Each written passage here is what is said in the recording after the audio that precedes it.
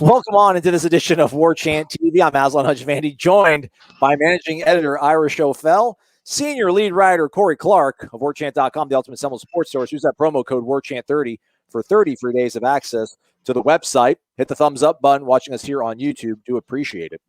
Ira joining us here. Obviously, a big happening today in the world of football, the world of facilities for Florida State.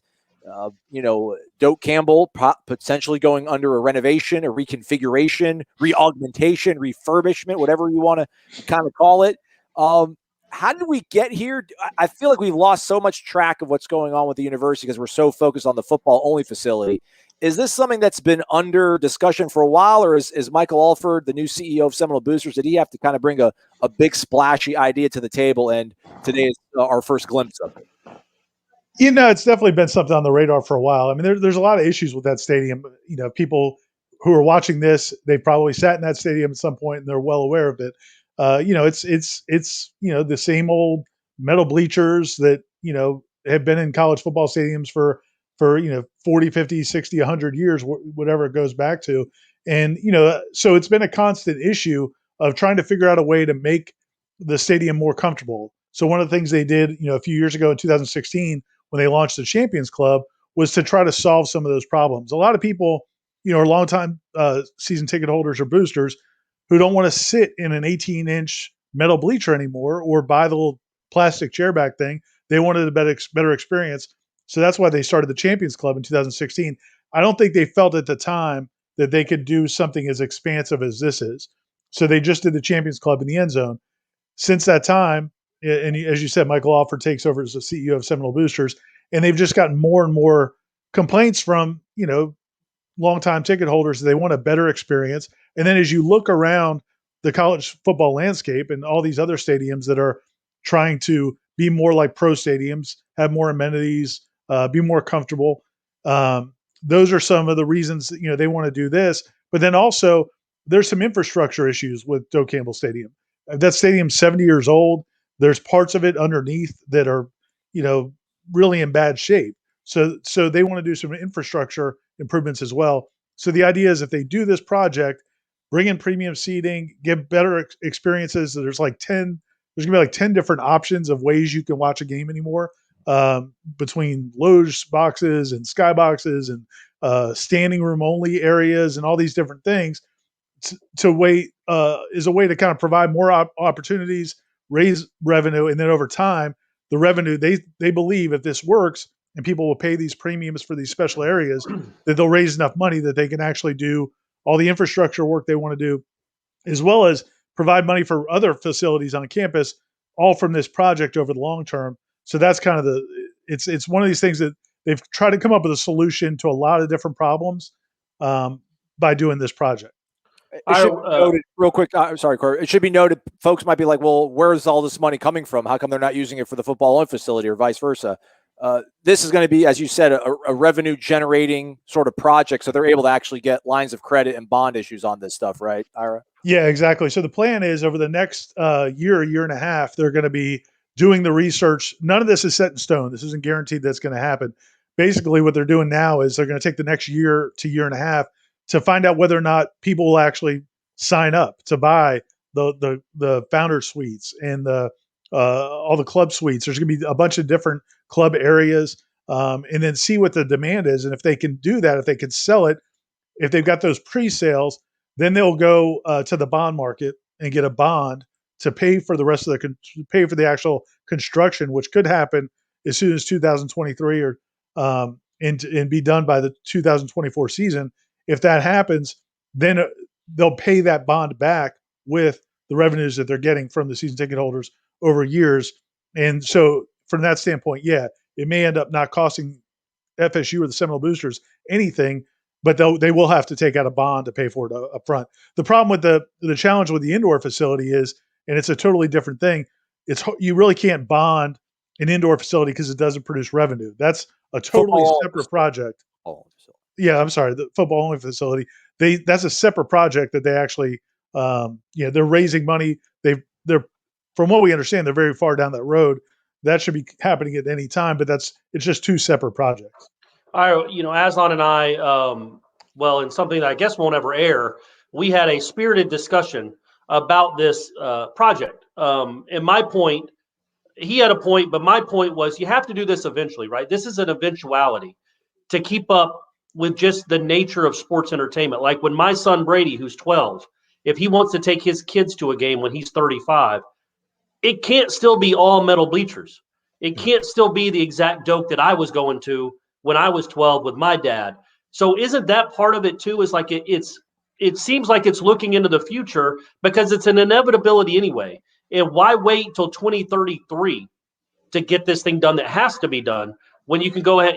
Something's got to change just to keep up with the way sports entertainment is consumed now. You have to do this eventually. Why not get started sooner rather than later? Is that kind of the thought process? Because you are competing not with just with other schools. You're competing with people that live in Atlanta, that people live in Tampa, that might not that are used to pro entertainment, pro sports stadiums. Yeah, and I think the people at FSU, the people in the athletics department, the people that sell tickets and Seminole boosters, I feel like they don't feel like it's something they need to do in the future. I think they feel like it's something they maybe already should have done because, the challenge for Florida State, we all know this. You guys went, well, Aslan, you went to school here. Corey, you've been going to games here since you were a kid. The challenge for Florida State is it's not easy to get to. Most of the people that come to the games don't live in Leon County.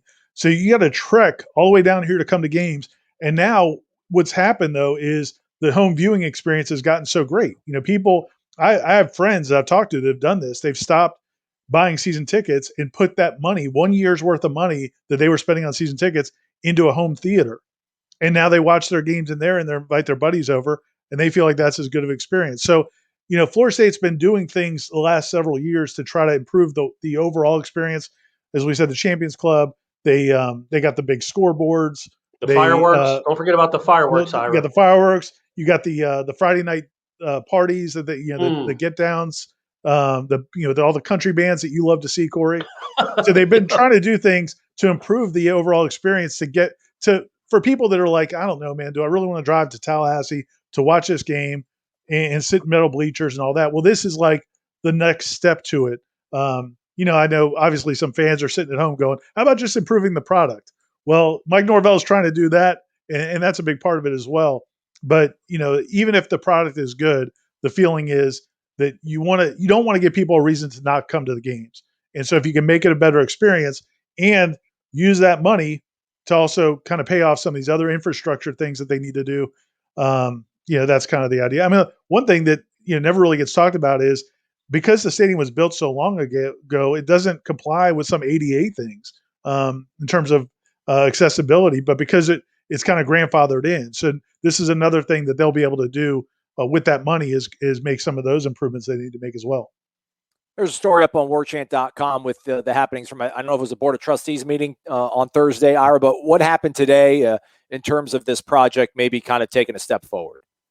Yeah, so where they're at right now is, they want to go out and they're calling it pre-sales, and they want to go out and really gauge the demand, but they didn't want to do that kind of under cloak of darkness. They wanted to be to let people know this is happening, to let people know this is on the radar.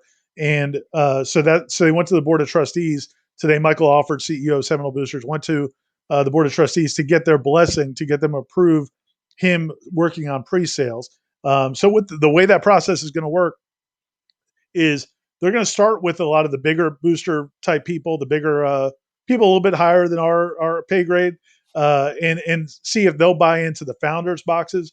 There's going to be 8 founders boxes, which I'm going to imagine it's really swanky because if there's only 8 of them in the stadium, and that's where they're starting, it's got to, obviously that's going to be an impressive big ticket item. But then they'll go from there to different areas, the field level box club suites, which is interesting. I mean, we've seen that at the Cowboys Stadium. At Hard Rock has them too, right? Yeah. The Falcons have it too. Yeah, and it's something that a lot of times when you look at it as a fan, and I saw a lot of responses today on the Tribal Council when people were talking about it. A lot of people are like, "Why would anybody want that? Why would you want to be basically at field level behind the teams?" And really, people apparently love it because, as you said, they're doing it at a bunch of different stadiums, and it becomes like a restaurant experience. Yeah, right down there at the bottom. So they'll have the windows where they can go behind there, it's air conditioned and have the club experience, or they can come out and they'll probably have tables and all that kind of stuff. And they'll for those people, I guess what they do during the games is they're socializing. They can watch the games on the big screens. They can't see that they're going to have a hard time seeing the field from there, but they can see the big screens and see the the video boards, and they also can they're getting that up close experience to the players on the field, the coaches, and everything. They can hear everything Ira, being you don't really have at the to field sell level. it. You don't have to sell it. It's a Well, I'm just ridiculous way to watch explaining. a football game. It's crazy. Well, I can't believe people would do it. I know why they're going to do it. but Apparently, that's why they're people going like to do it. buying them. Yeah, But you can't sell it. Like there's nobody that cares about Florida State football would ever buy one of those seats because you can't see the game. I'm with you, man. But that's I'm just explaining to you the people that do like it. That's what they say. What I will say though, Michael Alford or whoever's listening to this or watching this, do not let the people that buy tickets in there also have seats right above. Because then again, you come into the same problem you have with the Champions Club, where those seats look empty, and you don't need the best seats in the house to look empty because they're all down low inside. Do you guys know if that's how it works in other stadiums? Because I don't think it does. I don't think it does. There was talk. I don't know if it was conjecture. I don't know if it was conjecture on the message boards, but somebody was saying the folks that will be in those field level boxes probably are going to get on the elevator and then go right up to the 7th floor and watch from from an elevated point or whatever. But I don't think it's actually going to be necessarily stadium bleachers. So it came up there was actually a committee meeting today before the Board of Trustees meeting. In the committee meeting, it sounded like they were saying those people are going to have seats where Corey said they should not have seats. So we'll see. I don't know if that's true. Again, it's one of those things. This is so early. These drawings are all preliminary. None of this is set in stone. We're extremely preliminary or very preliminary. What is that? It might have been extremely preliminary. So none of that's set in stone. But whatever it is, apparently the point is some people apparently do want to be, because they keep doing it at all these stadiums.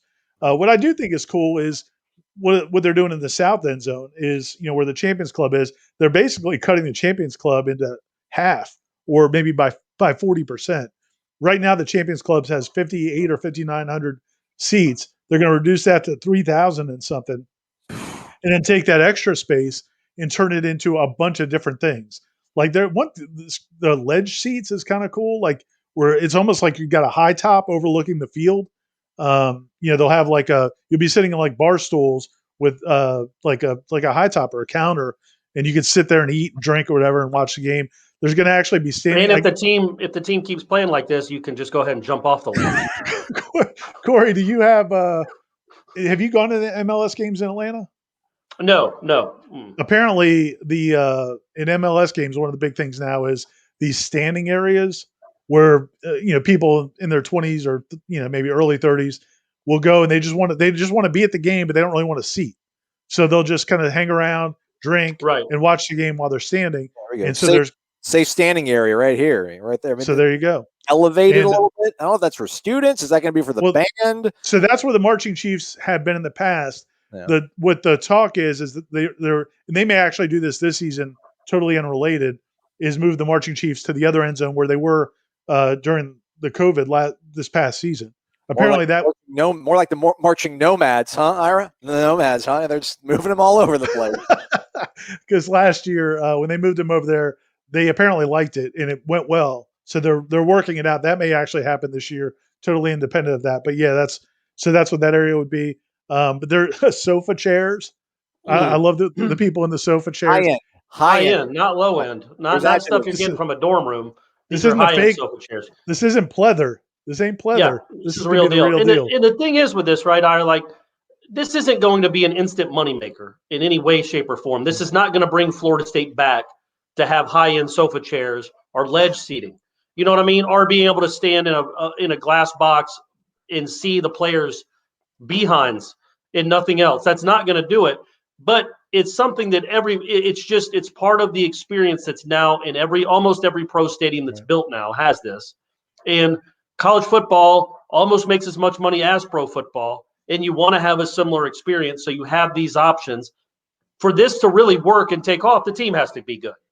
But when the team gets good, you also want to have this to present to people that want to buy tickets. Yeah, and it's just a changing demographic. Yeah. And it's just but the challenge though is going to be that there are a lot of people that have those seats in the west side of the stands, that those have always been the most desirable seats because they get shade in the afternoon, when the east stands are still getting beaten down by the sun in September. So those people in those seats, they're going to be directly affected by this if it happens. And so this is actually kind of, I'll give them credit. I'll give Florida State credit. They're not just kind of ramming it down their throats and saying this is what we're going to do.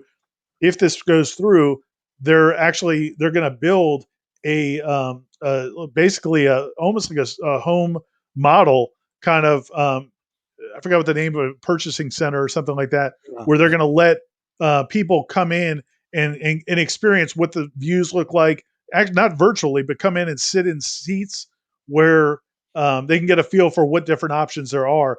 They're going to let if you have a seat right now in those where those chairbacks are right now in the west stands, because they're reducing so many of the seats, everybody that has a seat now can't have it where they've had it for years.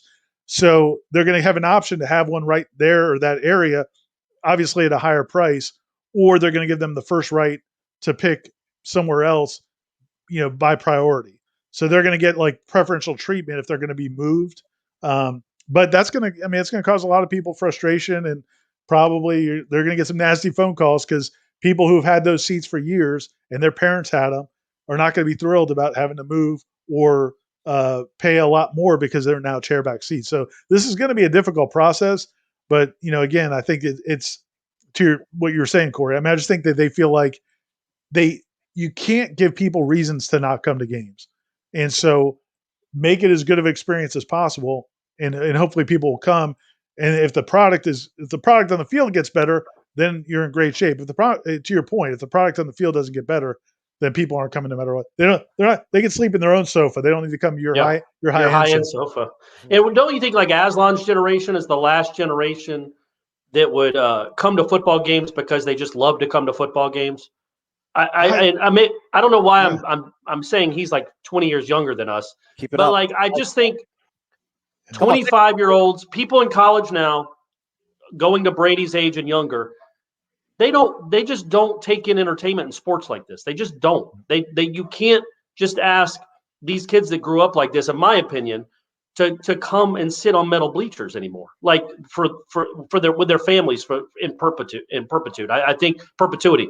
I think you need to make some adjustments to make it more like you said, a better experience, because it is so much better to watch it at home now than it's ever been. And all these people are used to going to these other stadiums and seeing what it looks like there. It's crazy to me. Like, you think back to how we went to games, like when we were in college, and I never thought, we didn't know any better. I wonder if we were all 20 or 25, how we would see it. But yeah, man, when we were coming up, that's just what you did. Now you go sit in those metal bleachers, like we do it for scrimmages, and you look around and you're like, man, how do people do this? So, they want more leg room. They want bigger seats. They want chairbacks. They want the amenities. And so, FSU's trying to accomplish it. And the point I brought up with Aslan on the thing that won't air was that, I grew up going to Falcons games at Atlanta Fulton County Stadium. That was a dump. It had an infield in the middle of the football field. You went to the Orange Bowl, which was where the Hurricanes and the Dolphins played. So we didn't know any better, because even the NFL stadiums were terrible. But now the NFL stadiums are these incredible cathedrals. You're competing with the NFL because you make almost as much money as the NFL. And so it makes sense for the amenities and everything else to, come up to 2020 and not be stuck in 1987. We'll go around the horn here in a minute, but just in terms of this process, Ira, this is something that's not going to happen overnight, but maybe relatively speaking, it could, because I think what they propose is start working on it towards the end of the 2023 season and have this ready to go by 2024. That's the best case scenario, is if they, over the next year, they get great response and people love it and they know they're going to be able to sell it. Then they'll come back to the board of trustees or the athletic association and get them to approve it to move forward with the project and get the bond. Then they would go through the process of getting the bond. And the company that would do the construction says that they could start at the end of the 2023 season. I looked, that's a year where they're playing, Florida down in Gainesville. So, it would probably be mid-November when the last home game is. And then they'd start construction right then. And they say that they would have it all done, everything, the west stands, the complete reconfiguration of the south end zone, and then anything they're going to do on the east side. The east side, they haven't figured out what they want to do on the east side yet, other than improve the concourses. That's one thing they want to do no matter what, is improve all the concourses, create some kind of cool areas for cool in terms of temperature for fans to go during games when it's hot. But and then have it ready, by the start of the 2024 season. That's best case scenario.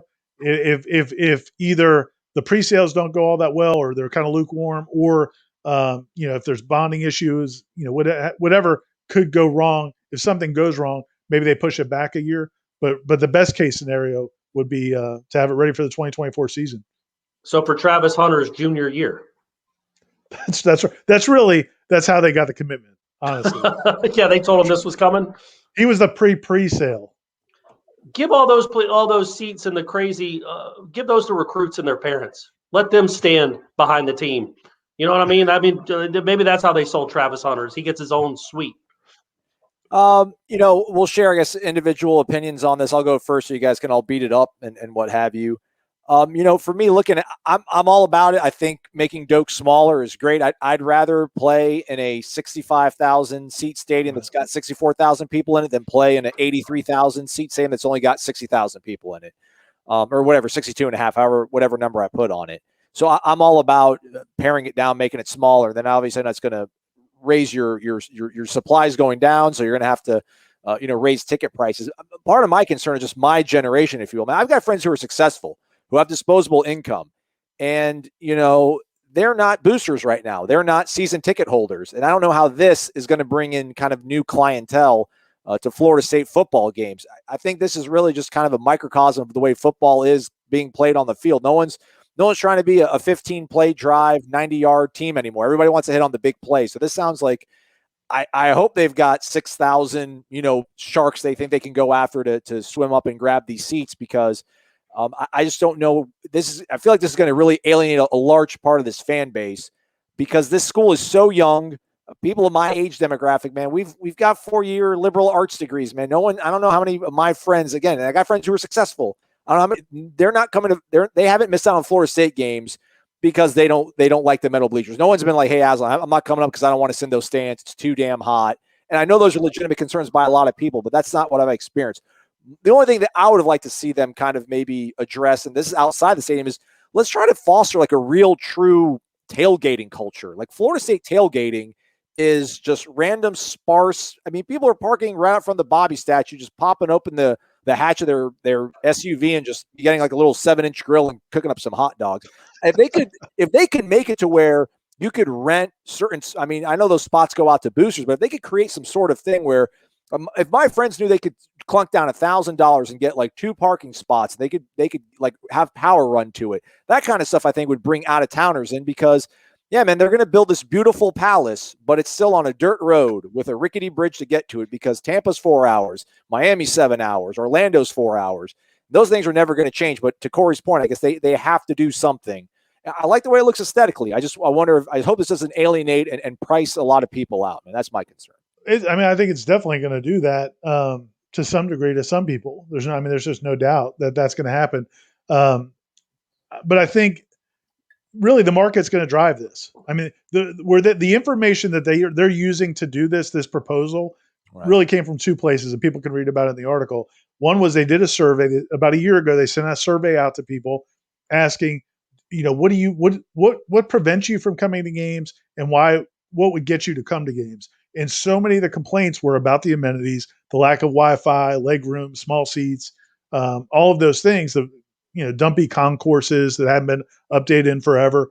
And so, and then they ask questions like, would you pay a little bit more, or would you pay this much more, or whatever, if you could have this, or would you be interested in suites? Would you be interested in that? And so they're taking that information and saying, okay, we believe, plus they got information from consulting firms about what's going on in stadiums around the country. And then they say, okay, well, with this information, we should be able to do this. We should be able to build these skyboxes and do all these things. But what's going to happen over this next year and a half is, what I give them credit for is they didn't just say, let's do it. Like, they are going to do the real market research is, will people sign up for it? Will people actually plunk down deposits for these tickets? And if they won't, then man, maybe Doak just stays the way it is, and they just decide, you know what, we don't have the fan base that can accommodate it, or the in this area. But if the people are willing to make the commitment, then they're going to go forward. And there'll still be, even if they don't go forward, there'll still be plenty of ledges to jump off from. In and around Doak. And they do. I think that some of the improvements, some improvements they're going to try to make no matter what. The Wi-Fi is an ongoing issue. Yeah, man, I think fix the Wi-Fi. Figure it out. Fix the Wi-Fi. Make the concourse not so dingy like a horror movie. So, they can do some things. That's what I'm saying. Like those things, I think are going to happen no matter what. And concessions, from what I understand, they're making improvements to concessions, which was another thing people wanted. So, so some things may happen no matter what. But again, I think they see this as a way to by the way, these chairs don't look that comfortable either, guys. Just saying. That's the ledge sheets, man. The ledge sheets. Yeah, you can jump off those. You can stand on them. You can do anything with the ledge sheets. Like, oh my gosh, James Blackman just threw another interception. Yep, I'm jumping off the ledge. He's Jonesboro's problem now. Corey, I don't know if you want to have a final thought on this. Kind of, maybe rehash some of the stuff that went missing in the ether from our earlier recording that we did on this. I mean, it's something that has to be done, but you think ultimately maybe a step in the right direction. I don't want to double back to Ira right now, but Ira, I feel like the genie's out of the bottle on this one. I know sorry, Corey, they're going to ask everybody, they're going to get pre-sales, but I mean, can they really walk this back at this point? I mean, this thing, you can't unveil this and be like, maybe we're not going to do it after all. I don't know, man. I think they would have to. I mean, if they can't guarantee that they're going to pay back that bond. I mean, the financial situation the university and the boosters are in. I mean, I just think that it would be an albatross, to keep going down this road. So I think they have to. What they would do, I don't know. My guess is Michael Alford would be replacing some salespeople if it doesn't go well before they just give up. But yeah, I mean, I think they have to have a good idea of the sales. Yeah, and to the question that you were asking me before you pivoted right back to Ira, yeah, man, I think I just think it's an inevitability anyway. Doak college football will be around in 2050. You can't still be playing in the same stadium you played in 1987 with the same seating arrangement. You just can't. It just doesn't seem feasible for my son's era. My son's generation isn't going to come to that. So you had to make a change. And look, man, I like the forward thinking of it. Now, Ira said it's maybe not as forward as I gave it credit for because other people are doing it. But I like that it didn't become, a huge problem until they decided to at least address it or make the steps to address it. Because look, man, you don't enhance the stadium, and I'm not trying to be funny. You don't enhance the stadium with fireworks, and it's third down. That nobody comes to football games for that. Nobody comes for that. They want to be comfortable, number one, and they come to watch a winning product. That's what they do. You got to get the product taken care of first. But I just think changes like this are, they're tangible. They're real changes. Firework nonsense and the PA playing all that nonsense. You don't need that. That's not making anybody come to a game. This is actual. You can win free Whataburger, Corey, if you guess the score right in the 1995. Oh, that's right. That one person, right? That one person gets the free Whataburger out of 70,000. Yeah. So I just think these are changes that will actually matter. These changes that need to be made that can actually enhance the experience, unlike fireworks and AC/DC or whatever they play. I don't even know what they play. Yeah. I like the Burt Reynolds thing, right, Ira? We're good with that. We love it. We love it. I mean, I don't know. The romanticism of college sports has been dead for a long time. This is just kind of like the nail in the coffin for me. I think it just, again, man. What an endorsement!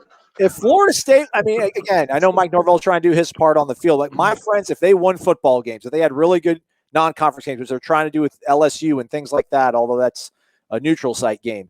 Like my friends would be totally fine coming up and scalping $175 for a ticket if it's a big time game, if Florida State's on top right now. So I'll say this though, in relation to that, I wouldn't.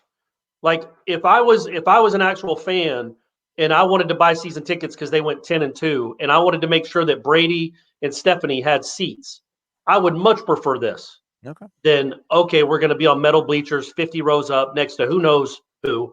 I think this is something that will also attract people. It might not be 12,000 or 20,000, but it will make season tickets more justifiable for some people if they know that they'll be comfortable. And it's not like there's not going to be any metal bleachers. It's not like there's going to be any affordable seats. You just can't be right at Aslan. You just can't really be at the 50-yard line. That's premium. And one other thing I want to say, because I knew you were about to cut us off, Aslan, and I was afraid you weren't going to give me my one last shot. Yeah, let him have the last word. I'm just kidding. The one thing I did want to touch on is because I saw a lot of people asking, why would we reduce the capacity? Why would you go from 80,000 to 70,000? Because it likely would be about 70,000. And, I remember I had a conversation with somebody at FSU 15, 20 years ago, and they said, man, if we had it all to do over again, we would have stopped at about 70,000. They expanded to 82,000 at the height of the dynasty. And they thought, well, man, we're going to be able to sell 82,000 seats forever. And then as soon as it literally went to 82,000 right before everything kind of went to hell. Yeah. And the program stopped winning. And now all of a sudden, how do we fill these seats? So I think 70,000 is a great number. And if they do more with the East stands, it could go, a little bit lower than that. It could maybe go to 65 or 67. And you said that at the beginning. I was like, you're fine with that part of it. I think that's kind of where they need to be. Yeah, people are like, oh, Doak's loudest days are behind her now after this. Come on, man. Knock it off. Well, what people, what you don't realize is it's not necessarily about the total number. Because, think of how loud, places get loud when they're small sometimes. If it's once you get over 50,000 or 60,000 people to 70,000, there's some diminishing return there. It's not getting exponentially louder with every extra 1,000. Yeah, Florida Field was loud. Florida Field was loud in 1990 when it was 66,000, and Georgia Tech was loud on that block kick when the kid picked it up and started running. That was a crescendo. It's one of the louder stadiums I've ever been in, Aslan. I don't know if you remember that game. I was there, Corey. Thank you for bringing that up. Did you have anything else to add, Corey? We got a whole podcast coming up. No, this has been long. I love you guys. Ira, welcome. Thanks, man. It's a very popular topic. Anything else that we need to touch base on here, Ira? What else? Where do we go from here? All of us in life. We do expect a lot of people are asking like, what? This wasn't the news they expected from football from a facility standpoint. What's going on with the football only facility? We do think that that's imminent. We believe they've raised about the amount of money they need to raise. They just had meetings recently with Mike Norvell and the engineering type people. It sounds like they're very close to announcing what they're going to do. So I think that announcement could come really soon, but it's just a totally separate project that actually has to come from fundraising, not from any kind of ticket sales or a bond. Private dollars. I think somebody that's kind of dialed in on the message board was saying that it's probably going to be located in that green space that kind of has emerged in the last few weeks. I guess the green space between Hauser and Gate A or whatever. I guess that's kind of emerging as the front runner for the football and facility. I don't know if that's something I've heard conflicting conflicting information. Some people say that. Some people say no, they're going to go back to next to the indoor practice facility. So we'll have to find out. We'll see soon enough. He is Ira Schofel, the managing editor of Warchant.com, and that's Corey Clark, the lead writer. All their great work's available on Warchant.com. Use the promo code Warchant30 for 30 free days of access to the ultimate Seminoles sports source, and we'll see you over there. Thank you, gentlemen. Thank you, Ira. Thank you, man. Thanks, man.